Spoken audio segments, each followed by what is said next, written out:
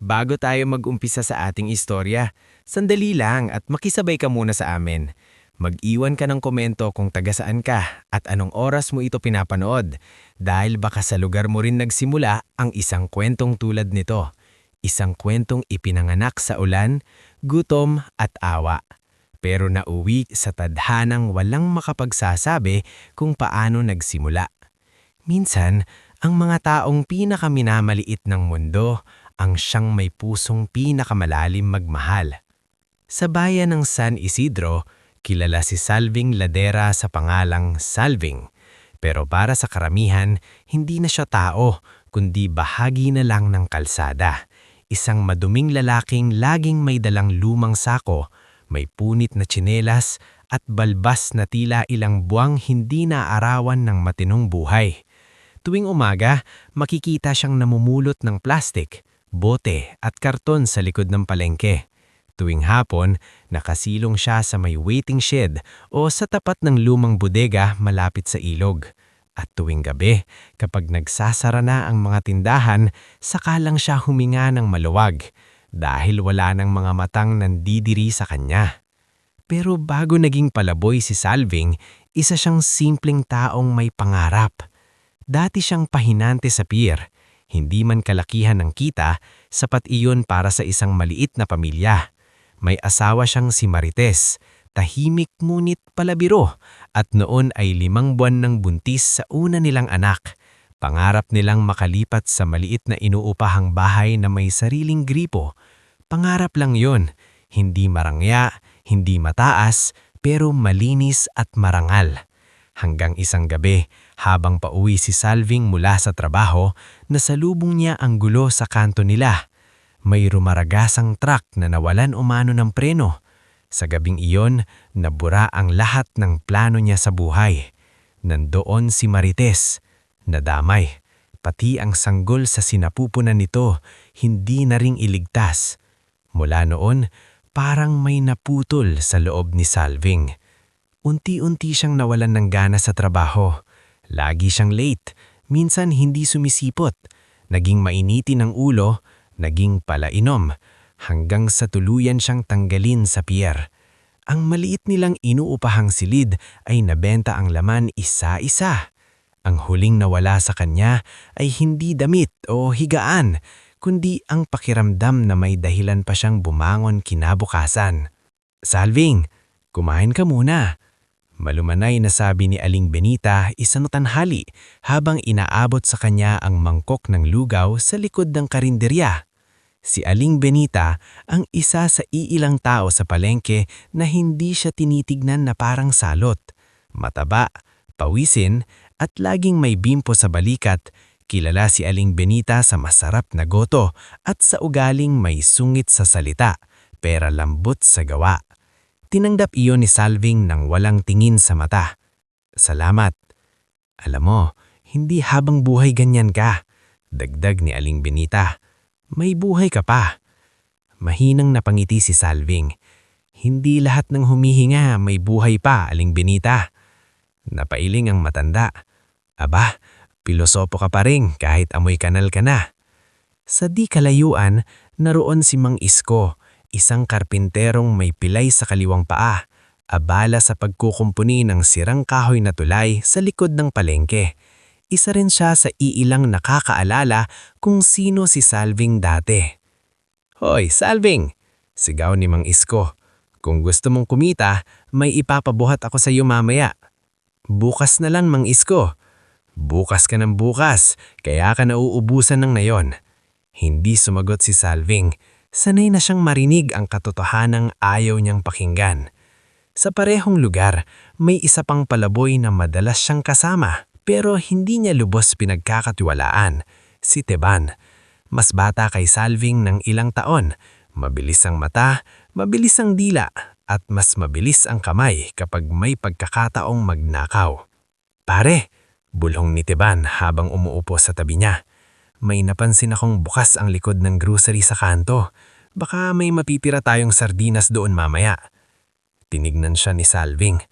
"Kung gutom ka, mamulot ka. Huwag kang magnakaw." Napangisi si Teban. Konsensya? May halaga ba yan sa taong wala ng pag-asa? Hindi na sumagot si Salving.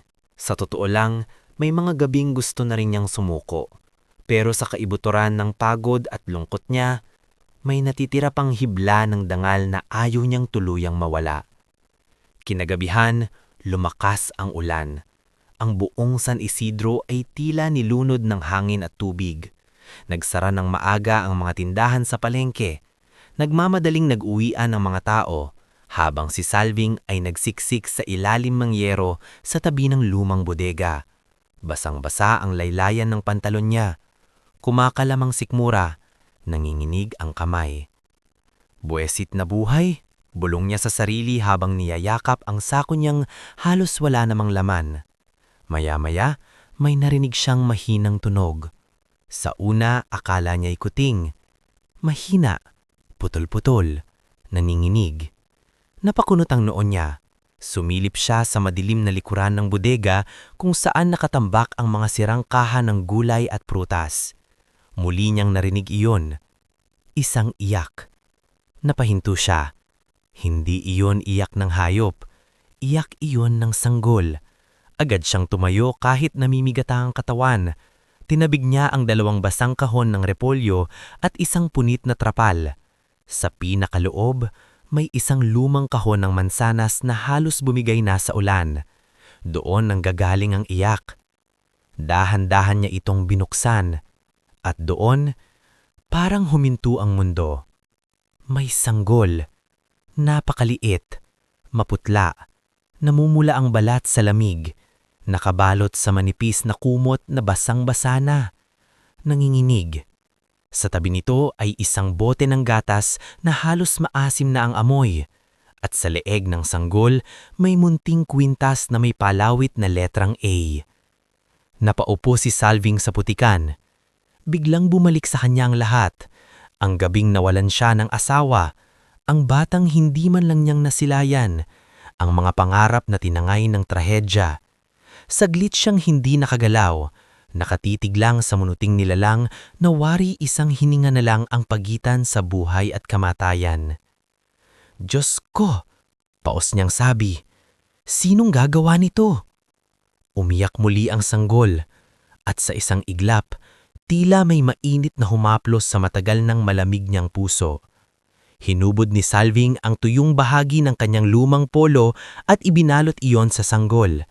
Kinarga niya ito ng maingat, kahit nanginginig ang mga braso niya. Shh! Tahan na! Tahan na! Bulong niya. Halos hindi niya alam kung paano aluin ang isang batang ganoong kaliit. Nandito na ako. Hindi kita iiwan. Tumakbo siya pabalik sa palengke, nakapayong lang sa sarili niyang likod. Basang-basa siya pero pilit niyang tinatakpan ang sanggol sa dibdib niya. Una niyang pinuntahan ang karinderya ni Aling Benita na pasasara na sana. Aling Benita! Sigaw niya. Paglingon ng matanda, nanlaki ang mata nito. Ano yan? Diyos ko, sanggol ba yan? Nakita ko sa kahon sa likod ng bodega. Nilalamig na. Baka hindi umabot. Hindi na nagtanong si Aling Benita. Agad nitong kinuha ang tuyong lamping na dating gamit ng apo niya at ibinalot sa bata. Isko! Isko! Sigaw niya sa labas. Dumating si Mang Isko na may dalang kapote. Anong nangyari? Dalhin natin sa klinika ni Pilar, sabi ni Aling Benita. Sabay-sabay silang kumilos. Habang si Aling Benita ay nag-iinit ng tubig, si Mang Isko naman ay naghanap ng tricycle. Sa gilid nakatanaw si Keban, nanginginit ang mga mata niya. Pare, may kwintas pala. Mukhang mamahalin. Baka pwedeng isang lamo na yan. Lumingon si Salving sa kanya at sa unang pagkakataon matapos ang napakaraming taon, bumalik ang apoy sa mga mata niya. Subukan mong hawakan ito at mababalian kita ng daliri. Napaatras si Teban. Galit ka agad. Nagsasabi lang ako. Sa labas ng klinika, nadatnang nila ang ilaw ni Nurse Pilar Sarmiento. Maliit lang ang klinika nito. May 2 kama, isang electric fan at cabinet na laging kulang sa gamot. Pero kilala ang nurse sa bayan dahil sa tiyaga at kabutihan. Pagbukas niya ng pinto, Mabilis niyang inihanda ang tuwalya at tuyong kumot na bumungot sa anya. "Dito, dali!" utos niya. Ibinigay ni Salving ang sanggol sa nanginginig na kanyang mga kamay. Habang sinisilip ni Nars Pilar ang bata, pirakimbom ni Salving ay siya ang pinipiga ng kaba. "Nilalagnat na kaya?" tanong ni Aling Benita. "Hindi pa, pero sobrang lamig ng katawan," sagot ni Nars Pilar. "Kaunting oras pa, baka hindi na ito umiyak." Napayuko si Salving. Para siyang sinuntok ng hangin. Matapos ang ilang minuto ng pagpunas, pagbalot at pagpapainit, humina ang iyak ng sanggol. Nagsimula itong kumalma. "Lalaki," sabi ni Nurse Pilar. "At mukhang bagong silang palang halos. Sinong may gawa nito?" Tahimik ang lahat. Makalipas ang ilang sandali, dumating si Kagawad Nestor Mabilog. Payong ang hawak at may 2 tanod sa likod. "Anong gulo ito?" matigas niyang tanong. Pagkakita kay Salving, agad kumunot ang noo. "Ikaw na naman? Saan mo nakuha ang bata?" Nanigas si Salving. "Nakita ko sa kahon sa likod ng bodega." "Talaga lang? Baka naman kinidnap mo." "Ano?" singhal ni Aling Benita. "Hoy kagawad, magdahan-dahan ka. Trabaho ko ito, lalo na't palaboy ang involved." Lumapit si Salving. Basang-basa at halatang ubos na ang lakas, pero matibay ang boses. "Wala akong ninakaw. Narinig ko siyang umiiyak. Kung gusto mo, samahan kita sa pinangyarihan." Saglit siyang tinitigan ni Nestor, saka sumangot. "Iimbestigahan natin ito bukas, pero tandaan mo, kapag nagsisinungaling ka, kulong ka." Pagkaalis ng kagawad, muling tumingin si Nurse Pilar kay Salving. "May pangalan ba ang bata?" Napatitig si Salving sa sanggol, na ngayon ay mahimbing nang nakabalot sa tuyong tela. Sa maliit nitong muka, may kung anong kapayapaang matagal nang hindi niya nakipa sa buhay niya. Wala siyang alam kung sino ang mga magulang nito. Wala siyang alam kung bakit ito iniwan. Wala siyang alam kung hanggang kailan ito mananatili sa piling nila. Pero sa gabing iyon, may isang bagay siyang tiyak. Hindi niya hahayaang mamatay ang batang ito.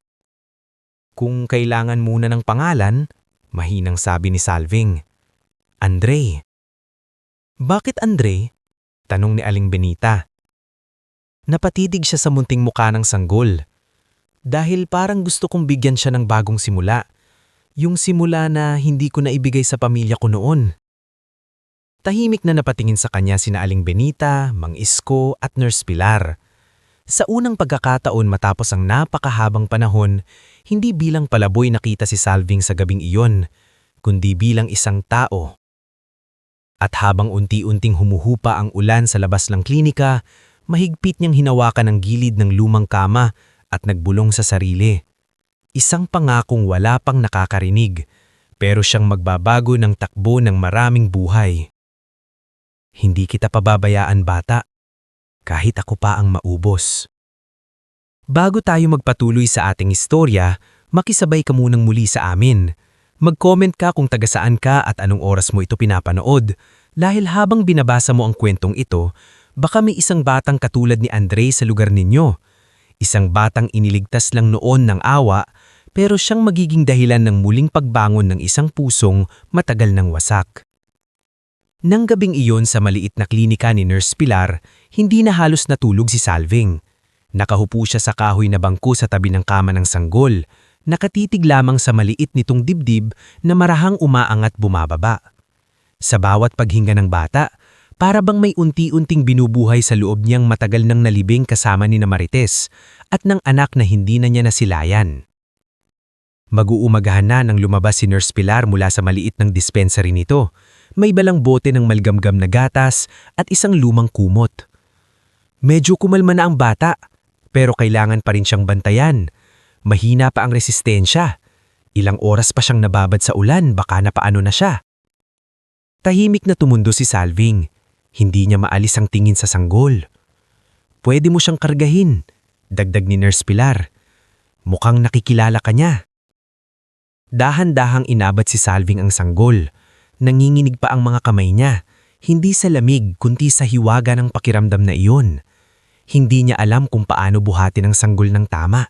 Hindi niya alam kung paano ito patahanin kapag umiyak. Pero nang mapunta sa bisig niya ang maliit na katawan nito, kusa na pahina ang iyak ng bata.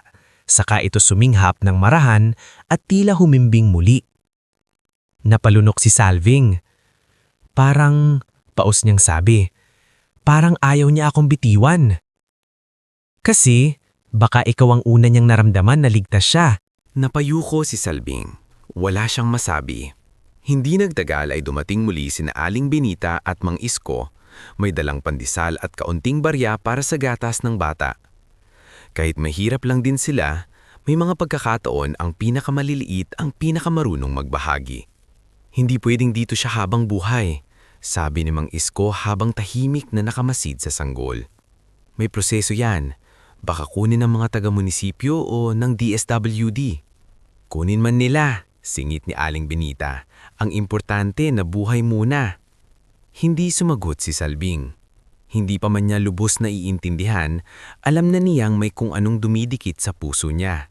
Isang bagay na hindi niya dapat sanayin ng sarili dahil baka bigla ring mawala.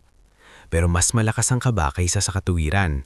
Ayaw niyang ilayo ang tingin sa bata. Maya-maya pa'y dumating si Kagawad Nestor, kasama ang dalawang tanod. Masuyo ang boses nito sa harap ni Nars Pilar, pero halatang may pagdududa pa rin ang mga mata nang tumingin kay Salving. Nars Pilar, sabi ni Nestor, pinapakuha ng kapitan ng report. Kailangan nating malaman kung may nawawalang sanggol sa barangay o baka may nag-iwan nito galing sa ibang lugar. Walang problema, sagot ni Nars Pilar. Pero huwag niyo munang gagalawin ng bata, nanghihina pa. Lumapit ang kagawad, sumilip sa kwintas ng sanggol. Sa kabahagyang kumunot ang noo. Mukhang may kaya ang pinagmumulan nito, hindi ordinaryong kwintas. Mabilis na natakpan iyon ni Salving gamit ang dulo ng kumot. Napatingin si Lester sa kanya. Bakit? Sa'yo ba yan? Sa bata, malamig na sagot ni Salving. Gumising ng manipis ang kagawad. Ingat ka Salving, baka mamaya mapagbintangan ka na namang nagnakaw ka ng kung ano.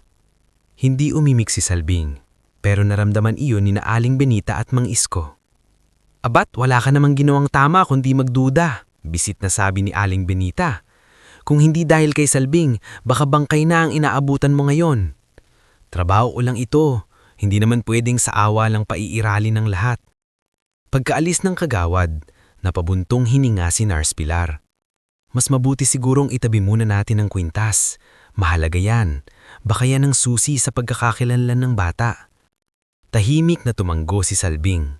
Pero wag na wag mong ipapaalam kung kani-kanino. Bakit? Dumako ang tingin ni Salving sa natutulog na sanggol. Kasi sa mundo ngayon, mas mabilis lapitan ng mahalaga kaysa iligtas ang mahina. Lumipas ang 2 araw at walang sino mang naghanap sa sanggol. Walang inang umiiyak sa presento. Walang amang naghahabol sa palengke.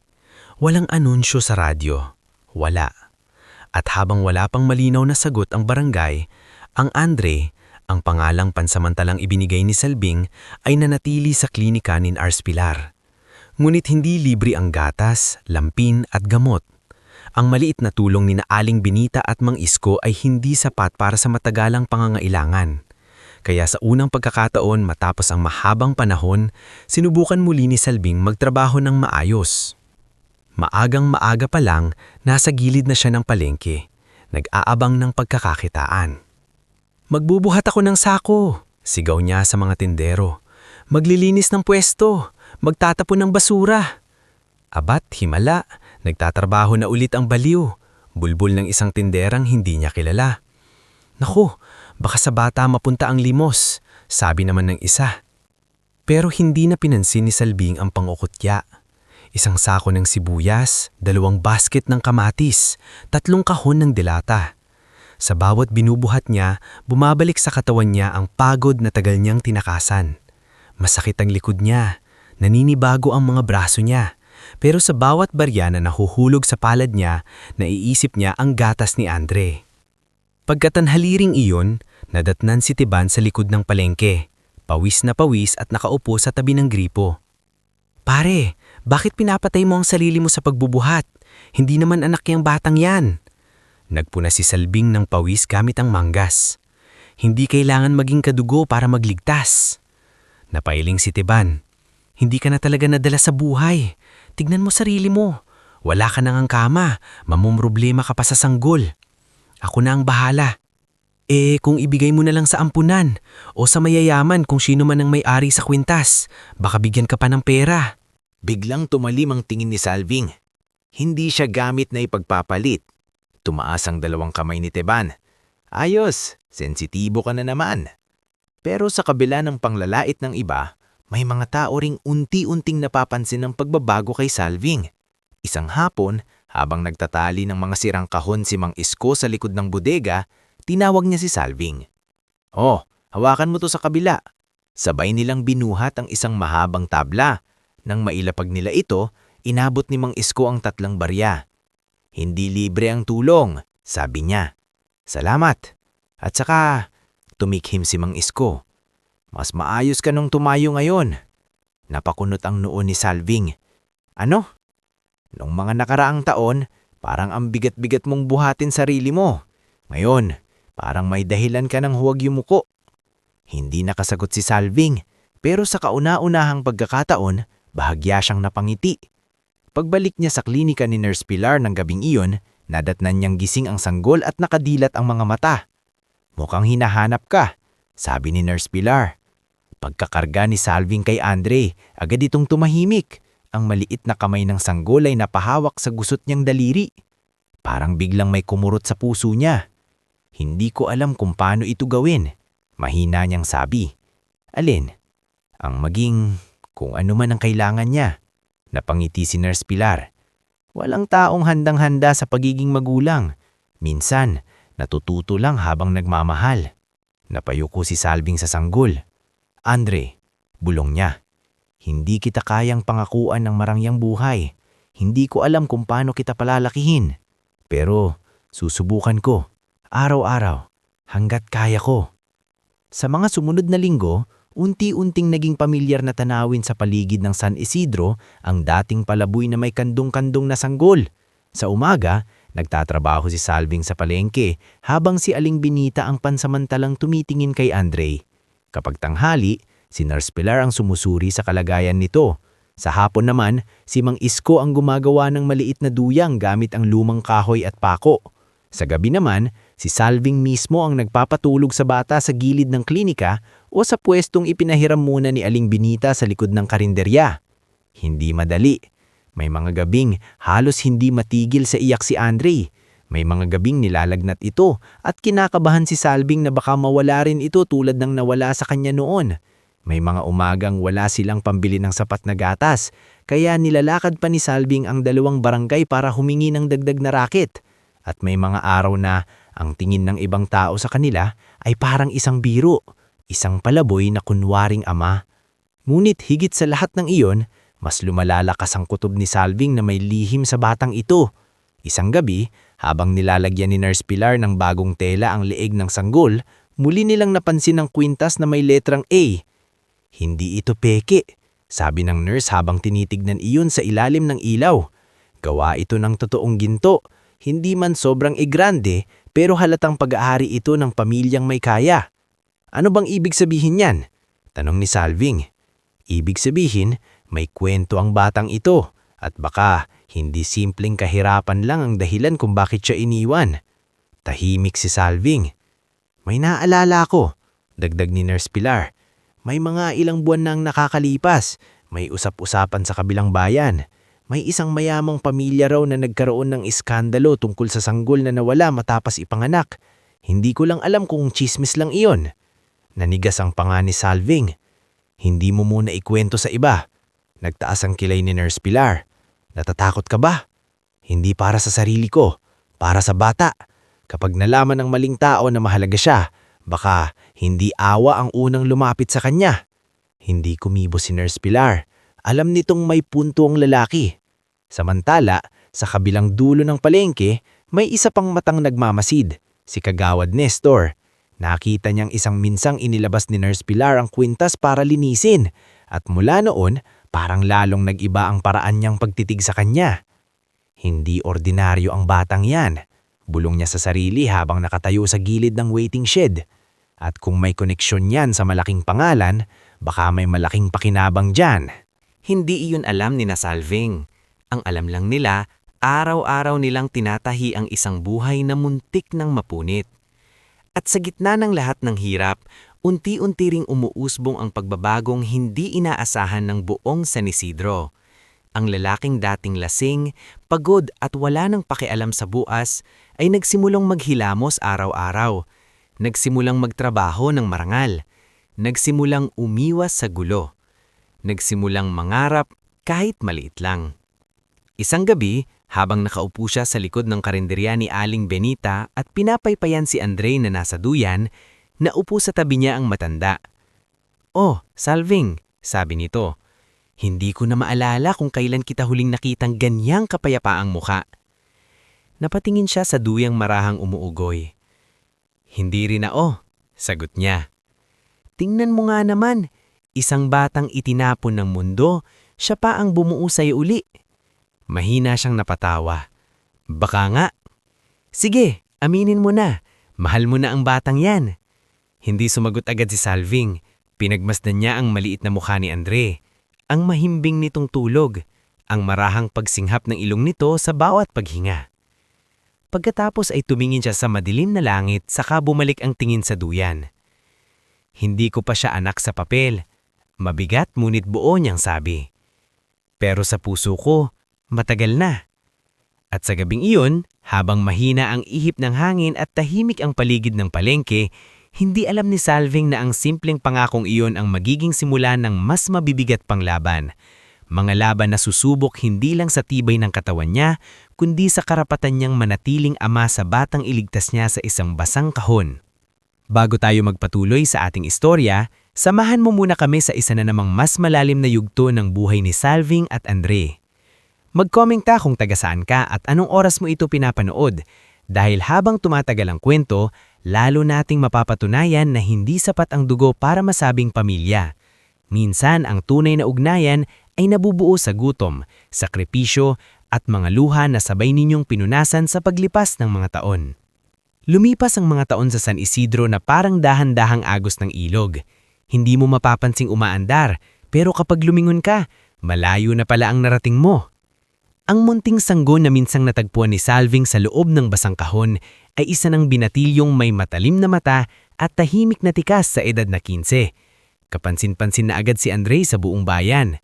Hindi dahil sa mayaman siya o sa may dala siyang ingranding pangalan, kundi dahil sa pambihirang talino at ugali niyang hindi karaniwang nakikita sa batang lumaki sa gilid ng palengke at sa likod ng karinderya. Sanay siyang gumising ng maaga para tulungan si Aling Benita sa paghahanda ng lugaw bago pumasok sa paaralan. Sa hapon, tumutulong siya sa mang-isko sa paghawak ng pako, kahoy at martilyo. Sa gabi, sa ilalim ng bumbilyang pahiram sa likod ng parokya, nagbabasa siya ng lumang libro na ibinibigay sa kanya ni Sister Eloisa Vidanes. "Hindi ka pang karaniwang bata, Andre," sabi ng madre habang pinapanood siyang sagutan ang mga lumang workbook sa math. Sabi po ni Tatay Salving, hindi raw po talino ang kulang sa mahirap, pagkakataon daw po. Napahanto si Sister Eloisa. At tama siya. Totoo po bang may mga taong nagbabago ang buhay dahil sa scholarship? Totoo, sagot ang madre. Pero ang mas mahirap anak ay hindi ang makakuha noon. Ang mas mahirap ay ang paniwalaang karapat-dapat karoon. Sa tabi ng simbahan, sa lilim ng lumang akasya, nandoon din si Maestra Rovina Kailawa, ang guro ni Andre sa huling taon niya sa high school.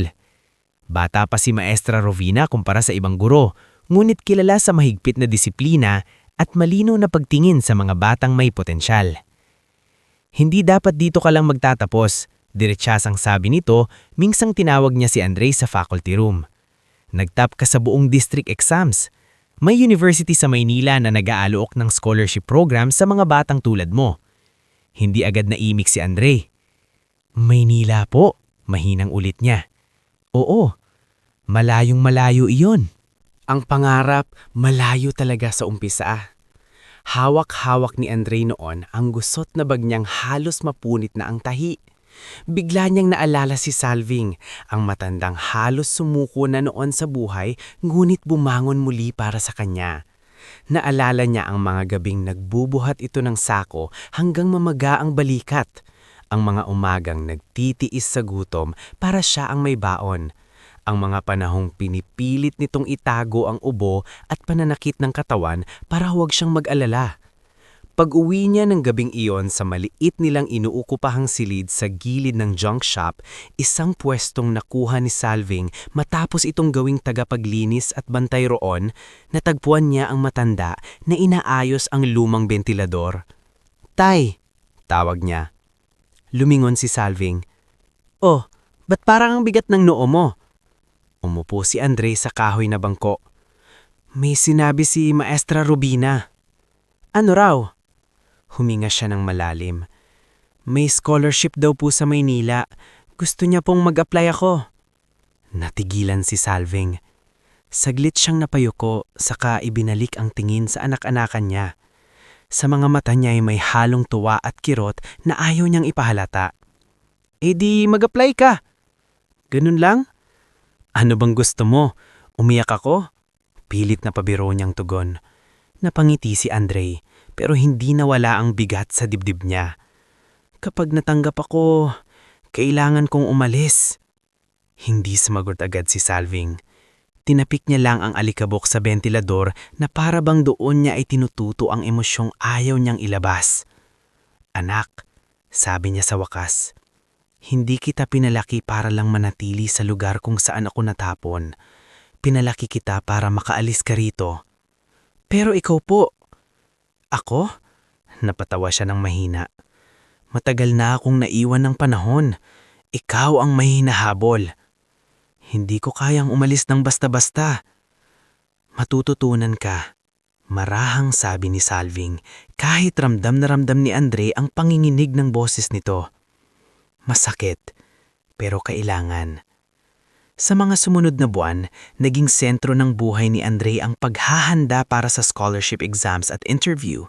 Tinulungan siya ni na Sister Eloisa at Maestra Rubina sa mga papeles. Si Aling Benita naman, kung may sobrang kita sa karenderya, ay lihim na nagtatabi ng pamasahe para sa pagpunta ni Andre sa Maynila. "Huwag mo akong tanggihan, ha?" sabi ni Aling Benita nang minsang tangkay ni Andre ibalik ang pera miniabot nito. "Hindi ka lang anak ni Salving, anak ka na rin ng baryong ito." Si Mang Isko naman ay gumawa ng maliit na baul mula sa pinagtabas ang kahoy. "Dito mo ilagay ang mga gamit mo, para kahit papaano may baon kang alaala mula rito."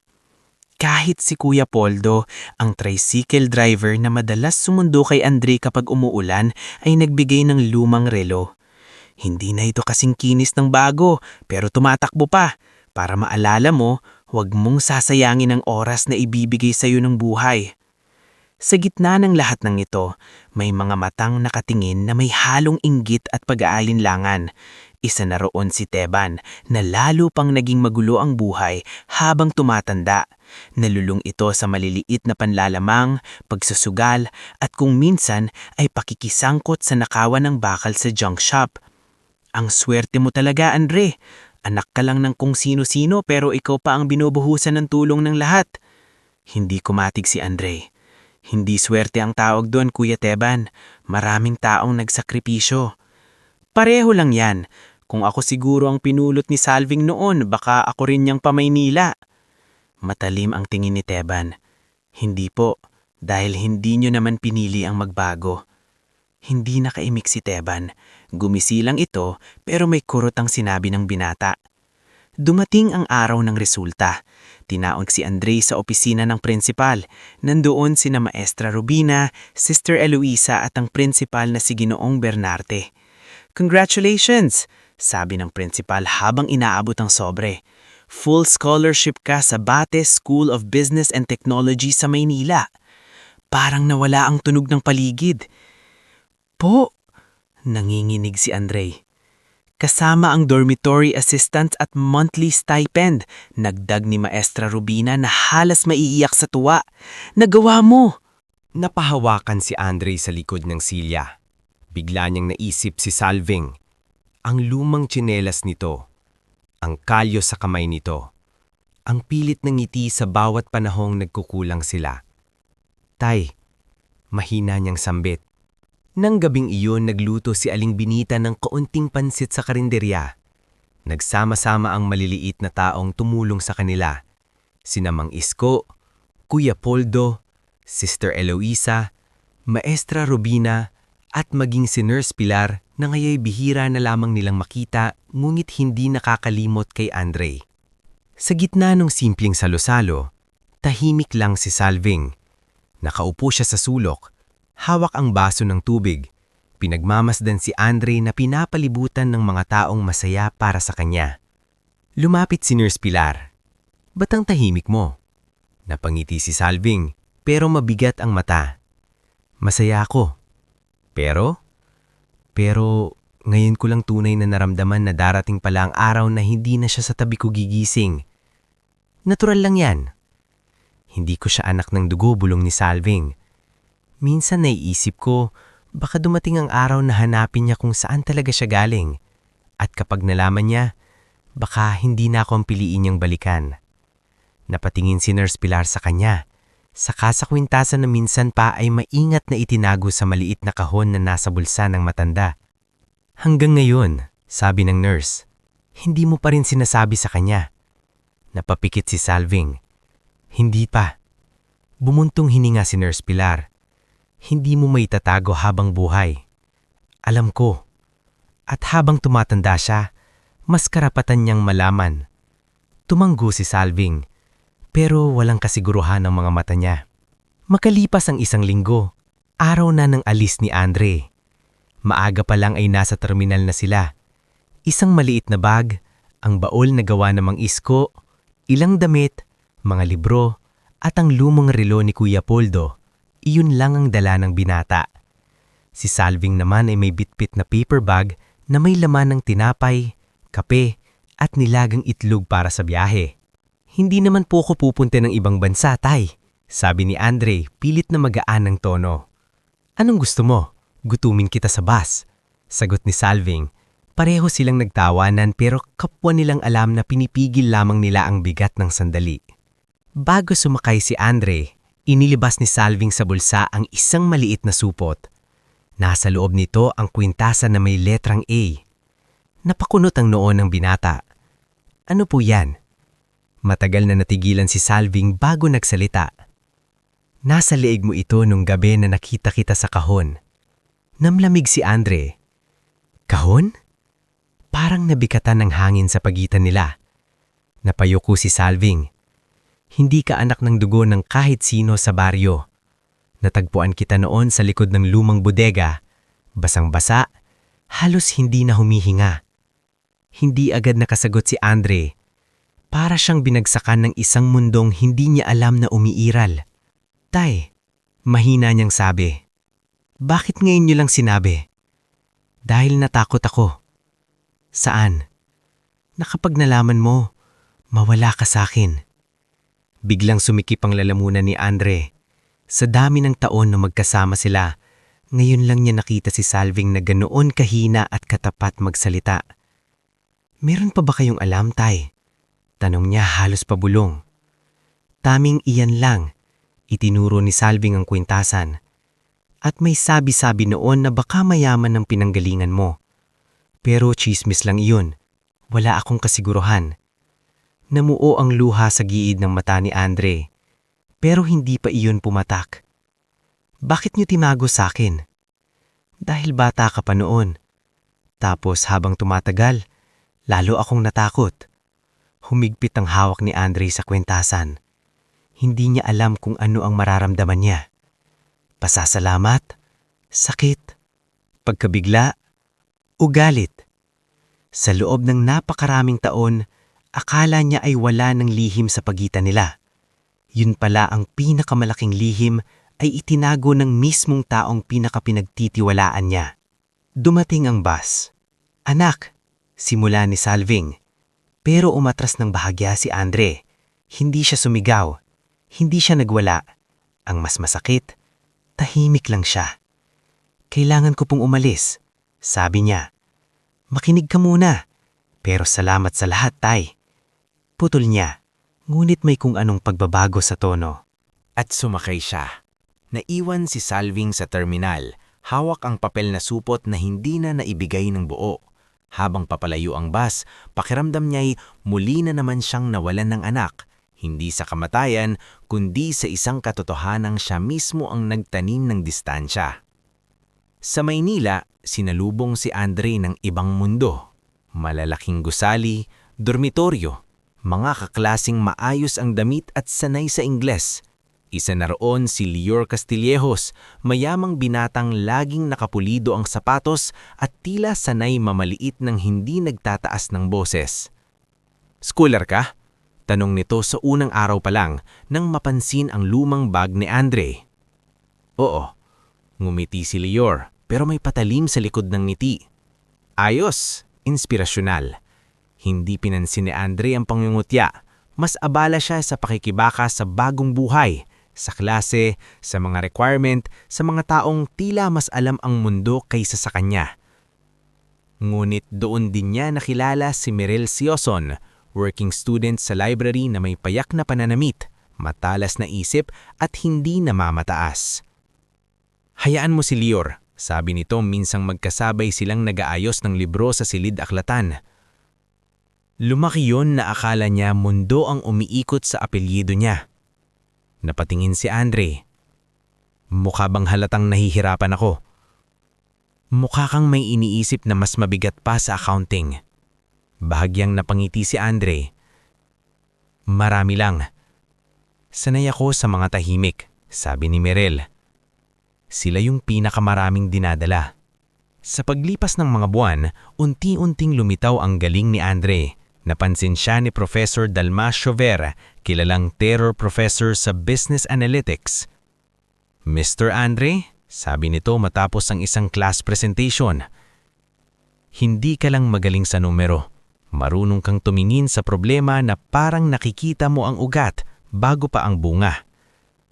"Salamat po, sir." "May naisipan ka na bang salihan na kompetisyon?" "Wala pa po." "Mag-isip ka na. Sayang ka kung magtitiis ka lang sa pagiging tahimik." Habang dahan-dahang umuunlad ang buhay ni Andre sa Maynila, nananatili namang mabigat ang dibdib niya. Sa bawat gabing uuwi siya sa dorm, ilalabas niya ang kwintas na may letrang A at matutulala. Sa bawat pagkakataong mahalala niya ang mukha ni Salving sa terminal, may halo iyong pananakit at pangungulila.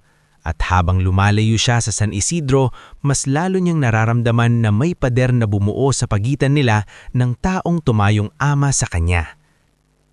Hindi pa niya kayang patawarin si Salving, pero hindi rin niya kayang itanggi na sa bawat tagumpay na unti-unti niyang nakakamit, ang unang pangalang sumasagi sa isip niya ay ang pangalan pa rin ng lalaking namulot sa kanya sa dilim at ulan. Salving.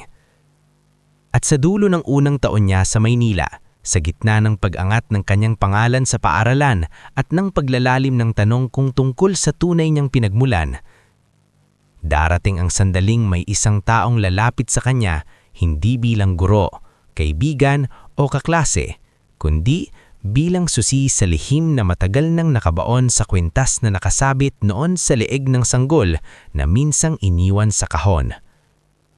Bago tayo magpatuloy sa ating istorya, makisabay ka muna sa amin sa isa na namang mas mabigat pero mas makapanaknabik na bahagi ng buhay ni Andre at Salving. Mag-comment ka kung taga saan ka at anong oras mo ito pinapanood dahil sa bahaging ito, mas makikita natin na hindi lahat ng umaangat ay yumayabang. May mga taong tumataas ang nararating pero mas lalong yumuyuko sa pinagmulan. At may mga lihim na kahit gaano katagal ibaon, darating pa rin ang araw na bubungkalin iyon ng tadhana. Noong mga huling buwan ng unang taon ni Andre sa Balite, School of Business and Technology, halos hindi na siya mapakali. Nasa harap niya ang mga libro, mga spreadsheets, mga case studies at mga lecture notes ni Professor Dalmas Chover. Pero sa likod ng bawat numero ay may iisang tanong na paulit-ulit na bumabangon sa isip niya. Sino ba talaga ako? Ang kwintas na may letrang A ay hindi na lamang simpleng alaala ng gabing iniligtas siya ni Salving. Sa bawat gabing hawak niya ito, parang mas lumalaki ang puwang sa pagkataong kilala niya at ng pagkataong maaaring matagal nang nakatago sa likod ng katahimikan ni Salving.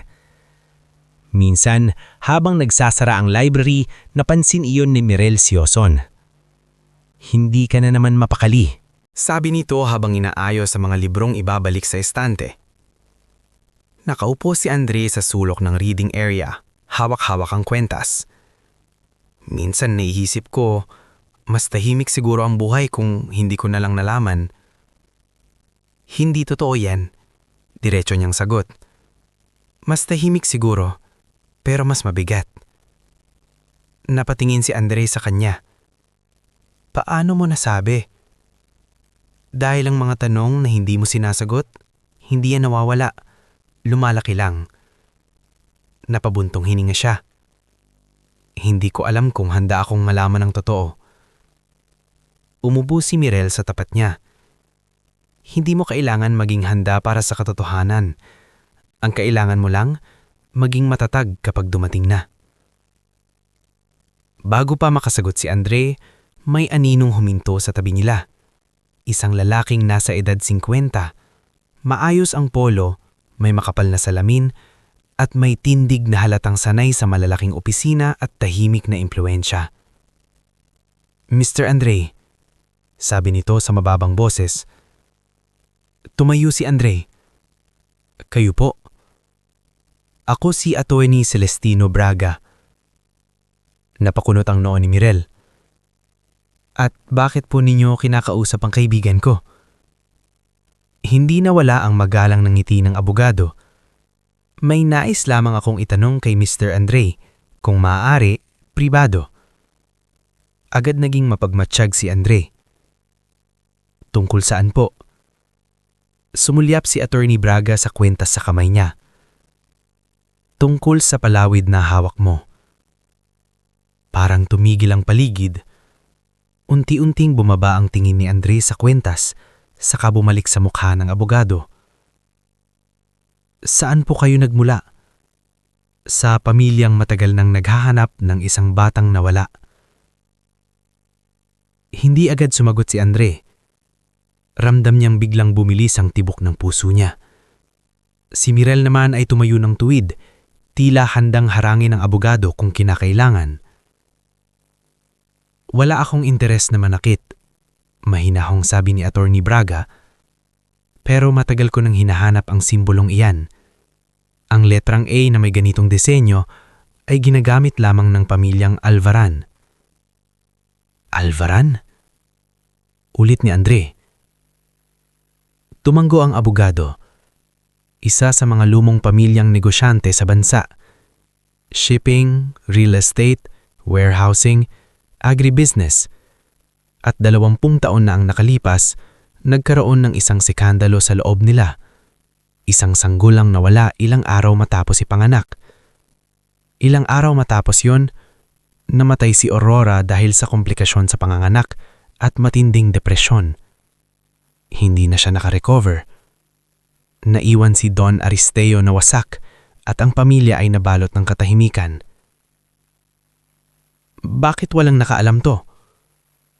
Dahil pinili ng pamilya na ikubli ang iskandalo. May kinalaman noon ng ilang taong malapit sa negosyo. Ang sabi ng iba, pinaniniwala ang matanda na patay ang sanggol. Ang sabi naman ng iba, may nagpaalis talaga ang bata para mabago ang linya ng mana. Sino ang may pakana nun? Mariing tanong ni Mirel. Hindi agad sumagot si Atty. Braga. May mga hinala. Pero noon, kulang ang ebidensya. Bakit niyo po ako hinanap ngayon lang? Dahil kay Makalain, may lumabas na lumang dokumento sa legal archives ng pamilya. Nakalista roon ng isang baby necklace na ibinagawa bilang birth token para sa sanggol ni Aurora. Parehong-pareho ang disenyo ng hawak mo. Hindi makapagsalita si Andre. Para siyang hinihigop paloob ng sarili niyang mga tanong. May DNA testing, kung papayag ka. Nagkatinginan sina Andre at Mirel. Hindi ako papayag hanggat hindi malinaw ang lahat. Sabi ng dalaga. Hindi ko rin siya pipilitin, pero dapat niyong malaman, si Don Aristeo ay buhay pa. Matanda na. At kung totoo ang hinala ko, maaaring ikaw ang nawawalang apo niya. Sa gabing iyon, halos hindi nakatulog si Andre. Hindi siya umuwi sa dorm. Sa halip, naglakad siya sa kahabaan ng Roxas Boulevard hanggang madaling araw, hawak-hawak ang kwintas sa bulsa. Sa bawat ilaw ng poste, sa bawat hampas ng hangin mula sa dagat, unti-unti niyang nararamdaman ang bigat ng posibilidad na ang buong buhay niya ay isang pagkakakilanlang kulang. Ngunit kasabay niyon, may isa pang kirot. Ang katotohanan kung hindi siya natagpuan ni Salving noon, hindi siya aabot sa sandaling ito. Hindi man si Salving ang nagluwal sa kanya sa mundo, ito naman ang nagligtas sa kanya para manatili siya rito. Kinabukasan, tinawagan niya si Salving mula sa lumang cellphone niya. Nasa likod noon ng junk shop ang matanda. Nagwawals ng bakal at lata nang biglang tumunog ang telepono. Nang makita niya ang pangalan ni Andre, agad siyang napangiti, pero may kaba rin. Andre? Tay? Natahimik si Salving. Iba ang tunog ng boses ng binata. Mas mabigat. Anong nangyari? May lumapit sa akin, isang abogado, tungkol sa kwintas. Napahigpit ng hawak ni Salving sa telepono. Anong sabi? Baka galing ako sa pamilyang Alvaran. Parang may malamig na bakal na dumikit sa dibdib ni Salving. Matagal siyang hindi nakasagot. Tay, ulit ni Andre, alam niyo ba ang apelidong yon? Mahinang naupo si Salving sa kahoy na upuan sa likod ng junk shop. Narinig ko lang noon kay Nurse Pilar, chismis, hindi sigurado. Bakit hindi niyo sinabi sa akin? Dahil wala akong patunay. Pero may hinala kayo? Meron, amin niya. Pero natakot ako sa magiging kapalit. Tahimik si Andre sa kabilang linya. Anak, mahinang sabi ni Salving, kahit sino ka pa sa dugo, wala nang makakabawas sa pagkatao mo. Huwag mong hayaang lamunin ka ng apelido. Hindi sumagot agad si Andre. Pagkaraan, mahina niyang sinabi, nagpa-DNA test ako. Napapikit si Salving. Kung kailangan mo ng pahintulot ko para sumaa ang loob ko, wala kang makukuha. Karapatan mo yan. Tay, ang gusto ko lang, kahit anong mangyari, huwag mong kakalimutan kung sino kang pinalaki. Paggabaga ng tawag, matagal na nanatiling tahimik si Salving. Sa di kalayuan, nakamasid si Teban mula sa may gilid ng junk shop. May hawak na sigarilyo at may mapanuring mga mata. Namayaman na ba ang ampun mo? Pilyong tanong nito. Hindi tumingin si Salving. Galit ka agad. Nabalitaan ko lang maman na may malaking pamilya raw na hinahanap ang isang nawawalang apo. Lumapit pa ito. Kung totoo yan, baka may mapala ka dyan. Doon tumingala si Salving at sa mga mata niya ay malinaw ang babala. Hindi ko siya pinalaki para singilin. Tumawa si Teban. Ikaw hindi, pero yung iba, sigurado akong hindi ka hahayaan ng mga mayayamang yan na basta ka nalang mag-iikot sa buhay niya. Ang simpleng linyang iyon ay bumaon sa isip ni Salving. Samantala, sa Maynila, lumabas ang resulta ng DNA test makalipas ang ilang linggo. Sa opisina ng isang pribadong laboratorio, naroon si Andre, si Mirel, at si Attorney Braga. Nanginginig ng bahagya ang kamay ng binata habang binubuksan ng dokumento. Positive match, mahinang sabi ng abogado matapos basahin. 99.9%. Ikaw ang biological grandson ni Don Aristeo Alvaran. Parang nawala ang tunog ng buong silid. Hindi natawa si Andre. Hindi rin siya napaluha agad. Ang una niyang naramdaman ay pagkakalito, yung uri ng pagkagulat na walang selebrasyon. Buhay, mahinang sabi niya. Buhay pala ang apelido ko. At doon nagsimula ang panibagong yugto. Ipinakilala siya ni Attorney Braga kay Don Aristeo sa isang lumang bahay sa Forbes. Hindi katulad ng iniisip ni Andre, hindi isang malupit na matandang negosyante ang bumungad sa kanya, kundi isang matandang payat, nakaupo sa wheelchair, maputla ang balat, at tila ilang taon nang pinapasa ng pagsisisi. Nang makita siya ni Don Aristeo, Nanginig ang mga kamay nito. Aurora! Bulong ng matanda. Saka umiling. Hindi. Apo ko. Lumapit siya ni Andre ng dahan-dahan. Lolo. Awkward at mahinang niyang sinabi, parang salitang hindi pa sanay sa dila niya. Biglang napaiyak ang matanda. Akala ko, patay ka na. Sabi nito sa pagitan ng hikbi. Akala ko, hindi ka na umabot. Hindi alam ni Andre kung paano tutugon. Hindi niya kilala ang matandang ito, pero nakita niya ang lungkot na hindi kayang itago ng kayamanan. Sa mga sumunod na buwan, unti-unti siyang isinama sa ilang aspeto ng pamilyang Alvaran. Dinala siya sa mga opisina. Ipinakita sa kanya ang lumang records, warehouses, at shipping facilities. Dito niya nakita ang lawak ng imperyong minsang maaaring naging kapalaran niya. Mga lupain, gusali, at negosyo na kayang magpaluhod ng maraming tao. Ngulit kasabay ng pagbubukas ng pinto, dumating din ang unang mga ahas. Una niyang nakilala si Veron Avaricio, ang nakatatandang kapatid ni Aurora sa ama ngunit hindi sa ina. Isang lalaking maayos manamit, maomong magsalita sa harap ng matatanda, ngunit malamig ang mga matang hindi marunong tumanggap ng banta sa kapangyarihan. Welcome to the family, sabi ni Veron habang iniinom ang wine sa isang hapunan na ipinagdaos para sa pagbabalik ni Andre. Kahanga-hanga ang kwento mo. May kakaibang diin sa salitang kwento. Naandun din si Celine Braga Alvaran, asawa ng isa pang tiyuhin. Sobrang ayos ang buhok at alhas, ngunit halatang pilit ang ngiti kapag kinakausap siya. Ang daming himala sa buhay, sabi nito habang sinusukat si Andre mula ulo hanggang paa. Isang batang galing sa kahon, ngayon nasa mesa na ng Alvaran. Tahimik lang si Andre.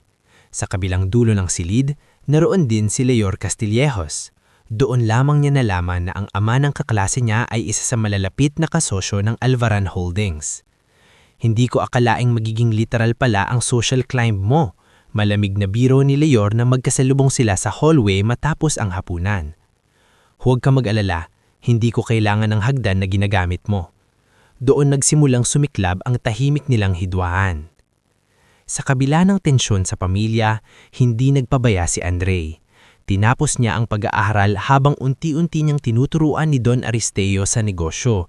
Dito lumitaw ang talino niya hindi lang sa libro, kundi sa aktwal na pamamalakad. Nakita niya agad ang mga luging sangay, ang maling warehouse routing, ang sirang dispatch system, at ang mga kontratang puro pabor sa mga middlemen. Sir, sabi niya minsan nasa meeting kasama ang matatandang executives ng logistics arm ng kumpanya. Kung aayusin natin ang tracking at last mile system, bababa ang leakage at delivery losses. Nagkatinginan ang mga board member. Ang iba'y tila naiinis na inuunahan sila ng isang binatang kagagaling lang sa scholarship program. Pero si Don Aristeo ay nakatitig lamang kay Andre, may kakaibang paghanga sa mga mata. Pakinggan niyo siya, utos ng matanda. At nang masubukan ang mungkahi ni Andre sa isa nilang regional distribution network, mabilis lumitaw ang resulta. Kumita ang dating lugi, bumilis ang turnover, lumiit ang nakaw sa supply chain. Nagsimula siyang igalang ng ilang tao sa kumpanya, at kasabay niyon, mas lalo rin siyang kinamuhi ng mga dati nang nakaupo sa kapangyarihan. Hindi na nagtagal, binigyan siya ng pagkakataon na pamunuan ang isang bagong logistics technology arm ng kumpanya. At sa halip na abusuhin ang impluensya, pinili ni Andre na pagtrabahuan ito ng marangal. Kumuha siya ng maliliit ngulit mahuhusay na programmer, nag-invest sa route optimization software, at gumawa ng sistema na mas mataas sa delivery workers. Dito nagsimulang lumaki ang pangalan niya sa industriya.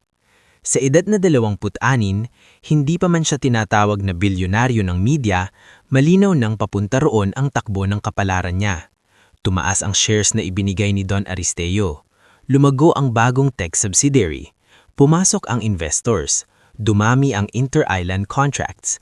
At sa bawat pag-angat niya, lalo ring tumitindi ang lihim na galit ni Veron at Celine.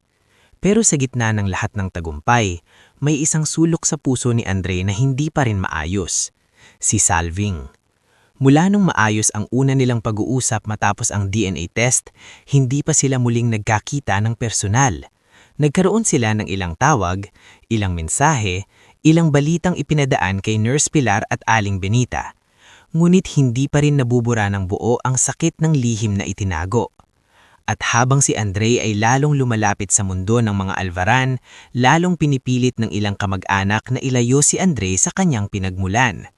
Hindi mo kailangang bumalik-balik sa baryo, sabi minsan ni Celine habang nasa veranda sila ng ancestral house. Hindi na bagay sa bagong pangalan mo. Tinignan siya ni Andre. Bagay saan? Sa imahe mo, sa posisyon mo, sa mga taong makakaharap mo. At anong ibig mong sabihin? Umiling si Selena parang inosente. Wala, naisip ko lang, hindi ka na bata sa kahon, hindi ka na rin dapat nakakabit sa mga taong nagpapaalala ng kahihiyan. Tumigas ang mukha ni Andre. Hindi siya sumagot, pero may bahagi sa kanyang napaso sa sinabi nito. Gayunman, may isa pang bahagi sa kanya ang tahimik na nagtanong, ganito rin ba ang tingin ng mundo kay Salving? Isang kahihiyan na dapat takpan kapag umaangat ka na? Samantala, sa San Isidro, lalong umiinit ang sitwasyon. Si Kagawad Nestor na ngayoy konsehal na ay abala sa pakikipagsabuatan sa mga developer na gustong kunin ang lupang tinitirhan ng maralitang komunidad malapit sa palengke. Kabilang doon ang gilid ng junk shop at ang maliit na silid na tinutuluyan ni Salving. May permit kami, sabi ni Nestor isang umaga habang may kausap na mga lalaki sa barong-barong area. Mapapaunlad ang lugar, malilipat kayo, huwag kayong sagabal. Lilipat saan? Sigaw ni Aling Benita. Wala nga kayong malinaw na relocation? Hindi problema ng gobyerno kung saan kayo pupulutin, sagot ni Nestor. Lalong sumidhi ang galit ni Salving nang marinig niya iyon, pero imbes na makipagsuntukan, pinili niyang lumapit sa mga kapitbahay at tulungan silang magtipon ng mga papeles at reklamo. Hindi pwedeng takutin lang tayo, sabi niya kina Mang Isko at Kuya Poldo. May karapatan tayo rito hanggat wala silang maayos na proseso.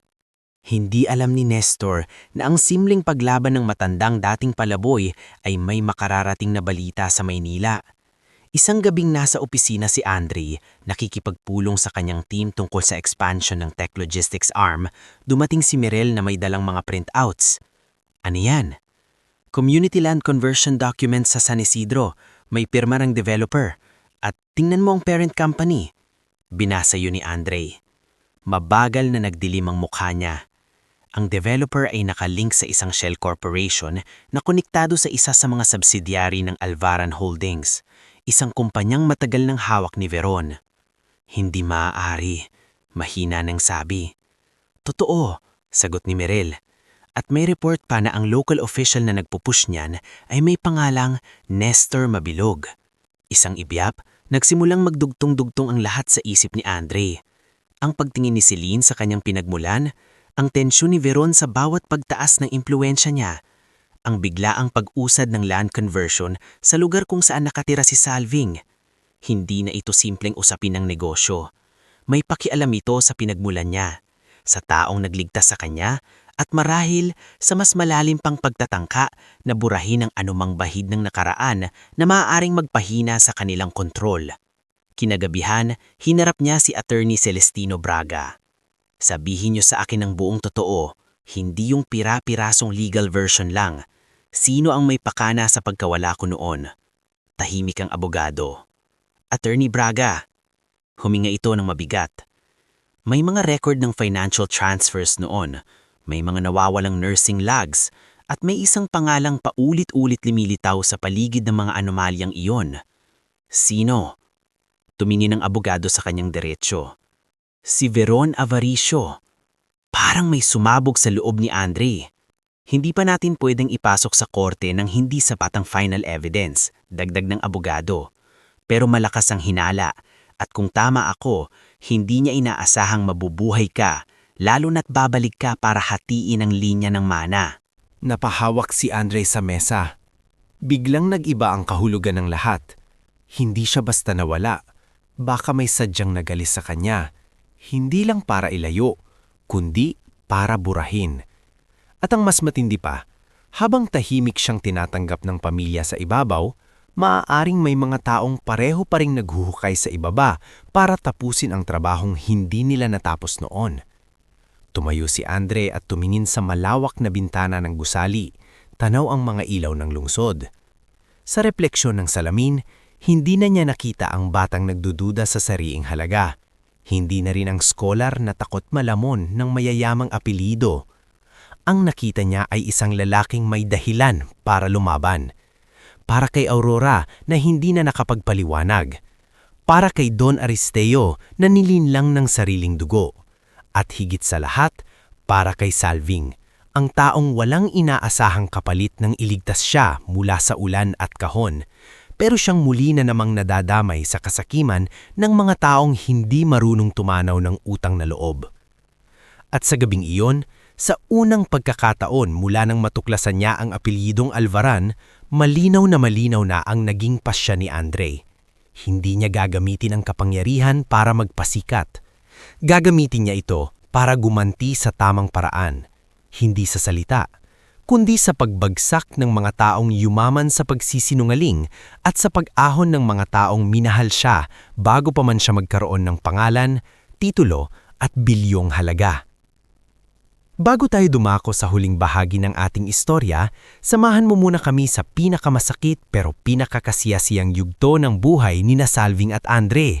Mag-comment ka kung taga-saan ka at anong oras mo ito pinapanood dahil sa bahaging ito, makikita natin na may mga ganting hindi ibinibigay sa pamamagitan ng pananakit, kundi sa pagbabalik ng dangal, sa pagbubunyag ng katotohanan at sa pagmamahal na hindi kailanman naubos kahit nilamon ng panahon, lihim at agwat ng mundo.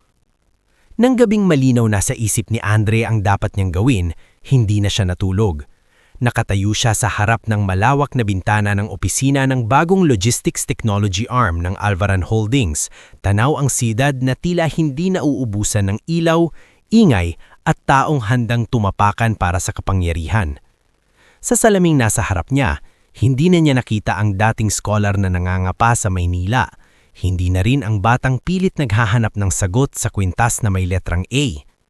Ang nakita niya ay si Andre, anak sa puso ni Salving, apo sa dugo ng Alvaran at lalaking hindi napapayag na ang mga sakripisyong nagligtas sa kanya ay yurakan ng mga taong sanay gumamit ng pera para mukhang tama.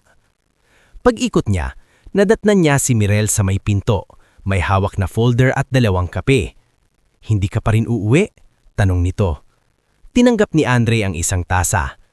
"May uuwian pa naman ako, pero may kailangan akong tapusin bago ako humarap sa kanila." "Kina Veron?" Tumanggo siya. "Sa lahat ng may kinalaman, kay Veron, kay Celine, kay Nestor, at sa buong sistemang akala nilang pwede nilang kontrolin habang buhay." Lumapit si Mirel at inilapag ang folder sa mesa. "Nandito ang mga dokumentong nakuha natin. Land conversion links, shell companies, transfers, pati ang testimonya ng dating nurse na nakausap ni Attorney Braga." "Dating nurse?" tanong ni Andre. "Oo," sabi ni Mirel. "Si Luzminda Carrion, retired na. Umalis ng bansa noong mga sumunod na taon matapos mawala ang sanggol sa lying-in facility. Bumalik na daw sa Pilipinas at handa nang magsalita." Napahigpit ang hawak ni Andre sa tasa. Anong sinabi niya? Na may lalaking nagpumilit sa paglabas ng sanggol kahit wala pang tamang discharge papers at hindi daw niya malilimutan ang mukha. "Tignan mo ako," mahinang sabi ni Andre. Tumingin si Mirel sa kanya. "Pag natapos ito, ayokong ang ending nito ay ako lang ang nakaupo sa mas mataas na pwesto. Gusto ko bumagsak talaga ang dapat bumagsak. At gusto kong maibalik ang lahat ng kaya ko sa mga taong naniwala sa akin bago pa man ako magkaroon ng pangalan, titulo at bilyong halaga." Napatanggo si Mirel. "Kaya nga nandito ako." Kinabukasan, hindi na nagpaligoy-ligoy si Andre. Una niyang hinarap si Don Aristeo. Sa pribadong silid ng matanda sa lumang bahay, ipinakita niya ang mga papeles, ang corporate links, ang testimonya ni Luzminda Carrion at ang legal opinion ni Attorney Celestino Braga. Habang bilaba sa iyo ni Don Aristeo, kitang-kita ang panginginig ng mga kamay nito. Sa bawat pahina, Parang unti-unting bumabalik sa matanda ang lahat ng panahong niloko siya ng mga taong akala niya'y pamilya. Veron, paos nitong sambit. Sarili kong anak sa dugo, nagawa niya ito. Hinala noon, sagot ni Andre, ebidensya na mayon. Napapikit si Don Aristeo. At si Aurora, ang anak kong si Aurora, namatay na hindi alam na buhay ka pala. Tahimik si Andre. Sa dami ng sugat sa kwentong ito, alam niyang walang salita ang sapat para tapalan ng nawala sa lolo niya. Ngunit may magagawa pa sila para sa natitira. Lolo, maingat niyang sabi, hindi na natin maibabalik ang nakaraan, pero mapipigilan natin silang lamunin ang lahat ng dapat ay para sa tama. Unti-unting iminulat ng matanda ang mga mata. May luha roon, ngunit mas malinaw na rin ang apoy. Gawin mo, sabi nito, at susuportahan kita, kahit kapalit pa yan ang paglantad ng sariling pangalan natin sa kahihiyan. Hindi, mahinahong sagot ni Andre. Hindi ito kahihiyan ng apelido. Kasalanan ito ng mga taong nagtago sa likod nito. Makalipas ang 2 araw, nagpatawag ng emergency board meeting ang Alvaran Holdings. Nasa conference room ang mga tangunahing membro ng pamilya, ilang board directors, external auditors at legal counsel. Dumating si Veron Avaricio na tulad ng dati, makinis ang buhok, walang kabahid-bahid na kaba sa mukha. Si Celine Braga Alvaran naman ay may baong pilit ng ngiti, habang si Leor Castillejos ay naroong bilang observer para sa investment arm ng pamilya nila. Bakit ganito kabiglaan? May iritasyong tanong ni Veron habang umuupo. Saglit lang ito, sabi ni Andre na nasa unahan ng mesa. Hindi siya sumigaw, ngunit sapat ang lamig ng boses niya para maramdaman ng lahat ang bigat ng mangyayari. Pumasok si Attorney Celestino Braga, may dalang makapal na folder. Kasunod nito ang external forensic team. Anong kalokohan ito? Singit ni Celine. Walang lumingon sa kanya si Andre. Sa halip, pinindot niya ang remote at lumabas sa malaking screen ang mga dokumento. Chain of ownership ng Shell Corporations, suspicious land development deals, internal transfers at mga financial authorization na may digital trail papunta sa grupong hawak ni Veron. Sa loob ng maraming taon, may mga kumpanyang ginagamit para manipulahin ang internal assets ng Alvaran Holdings. Ang ilan sa mga kumpanyang ito ay direktang konektado sa sapilitang land conversion sa San Isidro at sa diversion ng pondo sa warehousing branch. Unti-unting nagbago ang mukha ni Veron. Baselinheng, malamig nitong sagot. Madaling magpakita ng slides. Pues may video testimony rin tayo, sabi ni Attorney Braga. Lumabas sa screen ng mukha ni Luzminda Carrion. Matanda na, nanginginig ng kaunti, pero matatag ang titig. Ako po si Luzminda Carrion, dating nurse aide sa Santa Milagros Lying-in Facility. Noong taon na nawala ang sanggol ni Ma'am Aurora Alvaran, nakakita ako ng lalaking dumating sa madaling araw at nag-utos na ilabas ang bata. Hindi ko agad nakilala noon, pero nang nakita ko ang litrato niya makalipas ang ilang taon sa dyaryo, sapu si Ginoong Veron Avaricio. Biglang sumigaw si Veron. Sinungaling! Sit down. Madiing utos ni Don Aristeo na pumasok na noon sa silid sakay sa wheelchair. Lahat ay napatayo. Nanigas si Veron. Pa! Huwag mo akong tawaging ganyan. Puton ng matanda, nanginginig ng galit ang boses. Walang pruweba na ako ang nagawa nito. Meron, singit ni Attorney Braga, at may pending filing na kami ng criminal complaint. Nang banggitin ang criminal complaint, tumayo si Celine. This is insane! Public scandal ito. Dapat inaayos ito ng pribado. Doon siya unang tinignan ng diretsyo ni Andre. Pribado? Malamig niyang sagot. Pribado rin ba noong tinawag mong kahihiyan ng pinagmulan ko? Pribado rin ba noong gusto niyong burahin ng komunidad na kumalinga sa akin? Hindi nakaimik si Celine. Sa kabilang dulo ng mesa, si Leor ay pilit na tahimik, ngunit nang ilabas din ang records ng coordination sa ilang media smears laban sa tech subsidiary ni Andre, pati ang mga mensahe nitong ipinadaan sa investment arm ng ama niya upang pahinain niyang market confidence ng binata, tuluyan itong napatayo. Hindi ako bahagi nito, sigaw niya. Hindi ka mastermind, sagot ni Andre. Pero masaya kang nakisakay sa dumi basta may mapapala ka. Sa loob lamang ng isang pulong, nabuwag ang mahabang panahong pagtatakip ng pamilya. Inalis si Veron sa lahat ng posisyon. Isinailalim si Celine sa audit at investigation at itinigil ang mga kahina-hinalang projects na konektado sa San Isidro. Hindi pa iyon hatol ng korte, ngunit iyon ang unang malaking pagbagsak ng mga taong sanay nakatayo sa ibabaw ng iba. Ngunit para kay Andre, hindi pa iyon ang tumay na ganti. Ang mas mahalaga ay ang pagbabalik niya sa San Isidro. Makalipas ang isang linggo, isang mahabang convoy ng sasakyan ang pumasok sa bayan. Napausisa ang buong komunidad.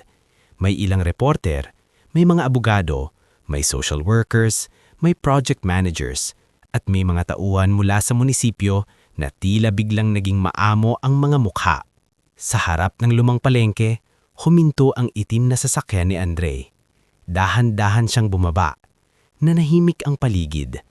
Ang batang dati nakapaa at payat na sumusunod kay Salving sa palengke ay ngayoy nakasuot ng maayos na barong, matikas ang tindig, at may mukha ng lalaking sanay ng humarap sa mga boardroom at negosyo.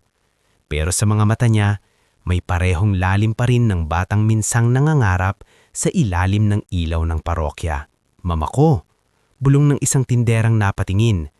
"Si Andre ba yan?" "Siya nga," sagot ni Mang Isko na nahuminto sa pagkakaripintero. Si Aling Benita na nooy naghahalo ng lugaw ay halos mabitiwan ang sandok. "Diyos ko!" Sa likod ng junk shop, si Salving ay abala sa paghakot ng lumang bakal nang marinig ang ingay sa labas. Nasa mukha na ng matanda ang pagod ng panahon. Mas mapayat na siya, mas mabagal ang lakad, mas madalas ang ubo. Ngunit naroon pa rin ang parehong mata ng lalaking minsang nagkandong ng sanggol sa ulan. Paglabas niya sa eskinita, napatigil siya. Sa harap niya ay si Andre.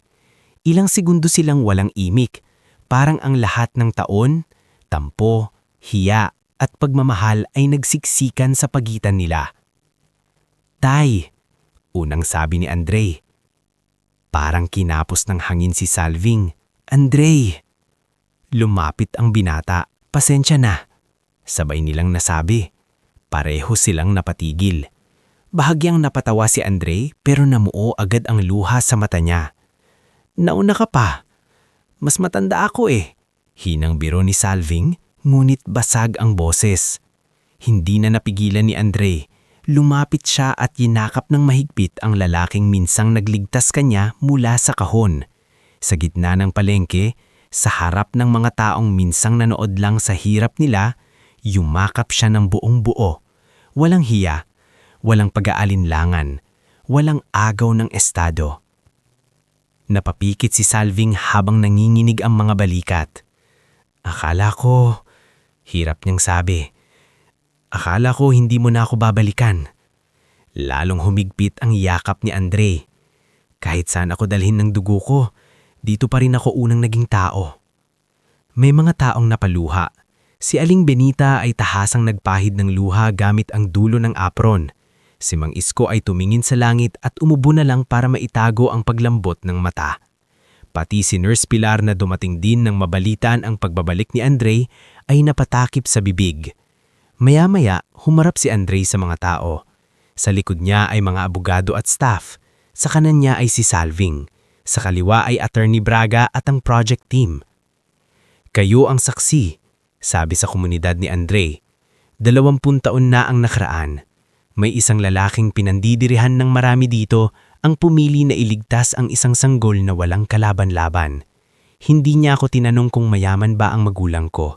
Hindi niya inisip kung may kapalit ba ang pagtulong. Hindi niya ako binenta.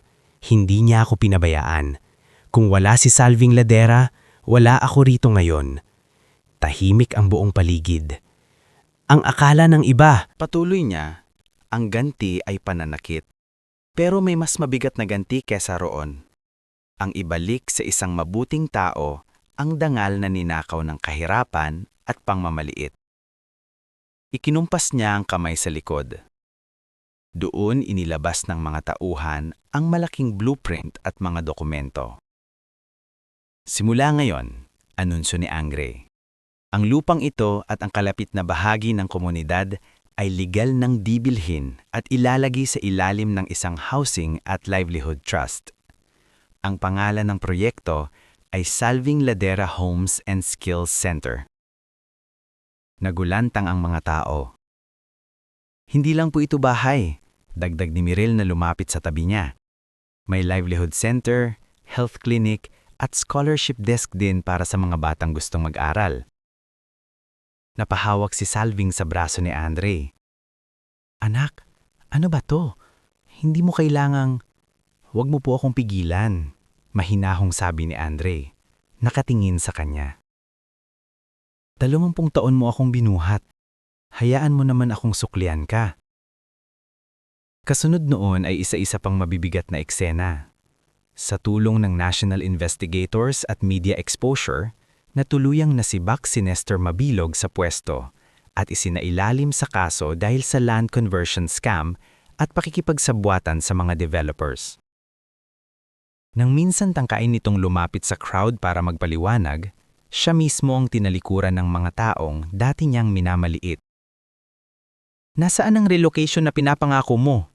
Sigaw ng isang tindera. Anong gagawin namin sa sorry mo? Sabi ni Eling Benita. Si Tiban naman na nang makitang dumating ang mga mamahaling sasakyan ay unang nagbalak lumapit upang makisuyo ay natigilan nang hindi siya pinayagang makasingit sa paligid ni Andre. Nang makitang seryoso ang lahat at hindi ito simpleng pamimigay ng pera, napilitang siyang umamin sa ilang panlalamang at pagnanakaw noon sa komunidad matapos siyang madawit sa mga testimonya sa local investigation. Sa huli, umiyak itong humingi ng tawad kay Salving. Pare, patawad? Sabi ni Tiban, nakatungo. Ininggit ako ng buhay mo noon. Akala ko kasi ako ang matalino. Ako palang mas kawawa. Tinignan siya ng matagal si Salving. Hindi mo na mababawi ang mga ginawa mo, pero pwede mong simulan na hindi ka na ganyang tao. Walang yabang sa boses ng matanda. At marahil, iyon ang lalong masakit pakinggan para kay Tiban.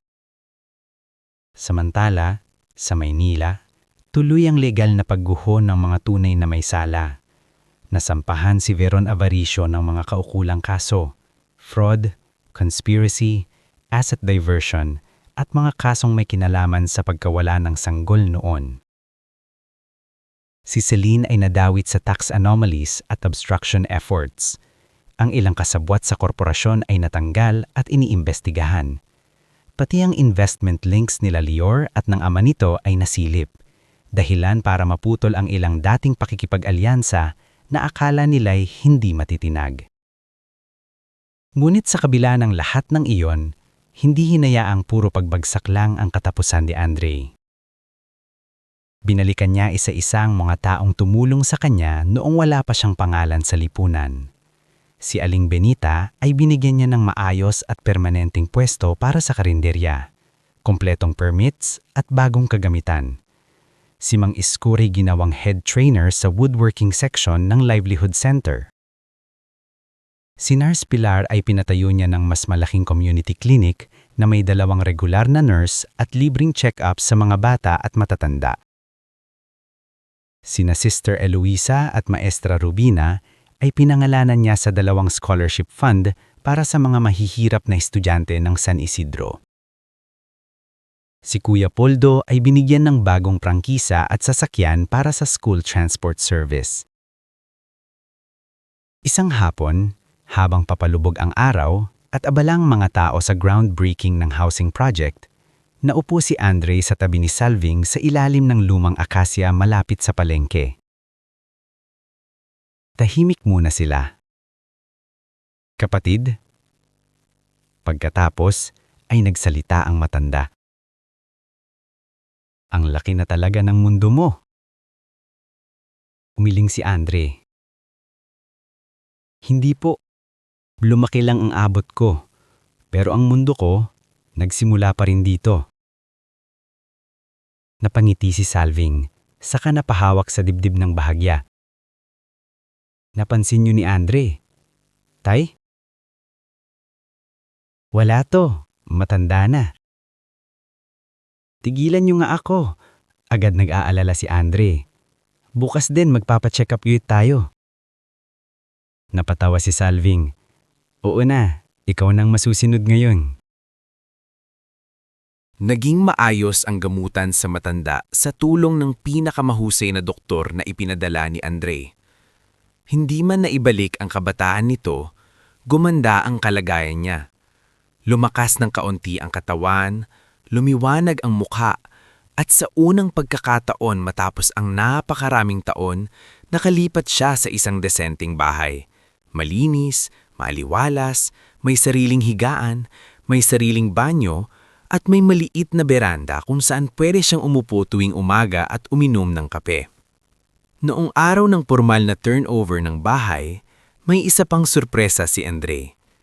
Ipinatawag niya si Attorney Braga, si Don Aristeo, at ilang piling tao mula sa pamilya at komunidad. Sa loob ng sala ng bagong bahay ni Salving, inilabas niya ang isang dokumento. "Tay," sabi niya, "bakit ganyan ka kaseryoso?" Ngumiti si Andre, ngunit namumuo ang luha sa mga mata niya. "May aayusin lang po tayo sa pangalan." Napakunot ang noo ni Salving. Huminga ng malalim si Andre. "Sa legal documents ko, nakarehistro ako bilang Andre Alvaran, pero simula ngayon, ipapadagdag ko na ang apelyido ninyo." Nanlaki ang mga mata ni Salving. "Ano?" Tumingin si Andre sa kanya ng diretsyo. "Hindi ko pwedeng bitawan ang dugong pinagmulan ko, pero lalong hindi ko pwedeng ikaila ang apelyidong nagligtas sa akin. Kaya ang buong pangalan ko na ay Andre Alvaran Ladera." Napakapit si Salving sa sandalan ng upuan. "Anak, hindi po ito awa, hindi ito pabor. Karapatan niyo ito sa buhay ko." Tahimik na napayuko ang matanda at sa pagkakataong iyon, wala na siyang nagawa kundi umiyak. Hindi iyak ng kahinaan, kundi iyak ng isang pusong sa wakas ay pinatunayan ng panahon na hindi nasayang ang lahat ng kanyang gutom, hirap at sakripisyo. Lumapit si Don Aristeo sakay ng wheelchair at tumingin kay Salving. "Hindi ko man naibigay sa apo ko ang kaligtasan nung sanggol siya," sabi ng matanda. "Ikaw ang gumawa noon, habang buhay akong may utang sa'yo." Umiling si Salving. "Wala po kayong utang. Ang bata ang dahilan kung bakit ako bumangon." "Kung ganon," sagot ni Don Aristeo, "pareho tayong iniligtas ng batang iyon." Sa mga sumunod na taon, tuluyang naging simbolo si Andre hindi lamang ng tagumpay sa negosyo, kundi ng tamang pagbabalik sa pinagmulan.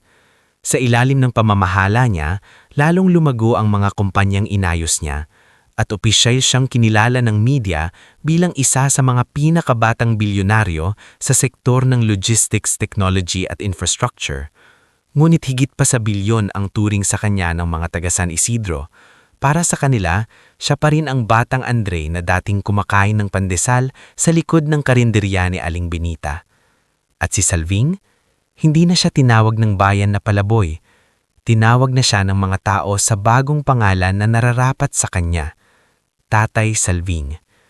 Tuwing umaga, makikita siyang nakaupo sa beranda ng bahay na ipinangalan sa kanya ang housing project.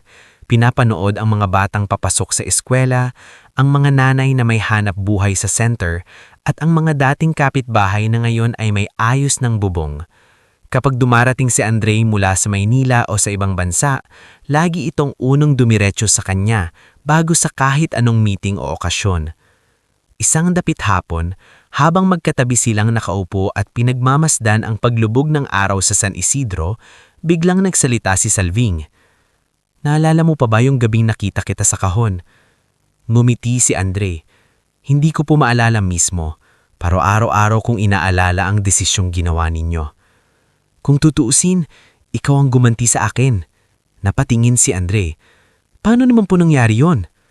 "Kasi nung dumating ka, patay na ang loob ko noon. Wala na akong pakialam sa bukas. Akala ko tapos na ang buhay ko. Pero dahil sa'yo, napilitan akong mabuhay ulit. Hindi mo lang ako ginantihan ngayon, matagal mo na akong binayaran." Natahimik si Andre. Pagkatapos, ay marhan siyang humilig sa sandalan at ngumiti. Kung ganon, quits na po tayo. Napatawa si Salvin. Hindi, dahil anak kita. At ang pagmamahal ng magulang, hindi binabayaran. Sa huling sandaling iyon, habang unti-unting lumulubog ang araw at umiilaw ang bagong komunidad na minsang gustong burahin ng kasakiman, malinaw na malinaw ang naging wakas ng kanilang kwento. Ang batang iniwan sa kahon ay natagpuan ng isang lalaking itinapon din ng mundo. Ang lalaking iyon ang nagbigay sa kanya ng unang ligtas na yakap, unang pangalan, unang tahanan sa puso. At makalipas ang 20 taon, ang batang iyon ay bumalik hindi para manakit, kundi para ibalik ang dangal, ilandad ang katotohanan at itaas ang taong unang yumuko para iligtas sa kanya. Dahil sa dulo, hindi dugo ang pinakamalakas na ugnayan, kundi ang pagmamahal na piniling manatili kahit walang kasiguruhan, walang kapalit, at walang kasamang pangako, maliban sa isang tahimik na paninindigan na ginawa ng isang palaboy sa gitna ng ulan. Hindi kita pababayaan, bata. At tinupad niya iyon. At tinupad din iyon ng batang minsang iniligtas niya.